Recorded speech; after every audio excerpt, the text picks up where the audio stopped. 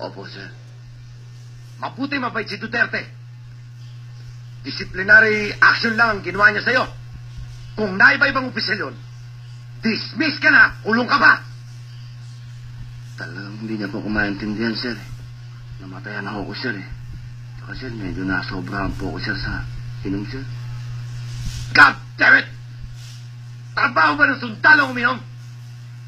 Report straight to the stockade. Yes, sir.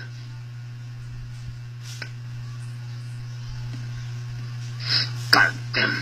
Alam niyo naman, sir, ang sitwasyon ko dito, eh. I'm in a very critical area.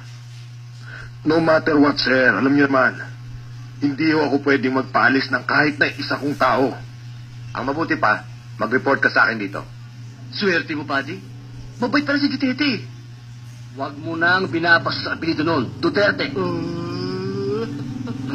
Hindi. Isipin mo, mabait talaga. Isipin mo, disciplinary action lang ang binigay sa akin. Kung iba-iba yun, di pinakulong ako nun. Eh, dapat yata sa'yo makulong minsan-minsan. Abay, kung makukulong ako, dapat pati ikaw makulong din. Ay, di. Talaga si Duterte, mabait pala talaga yan. Oo. Mabait talaga.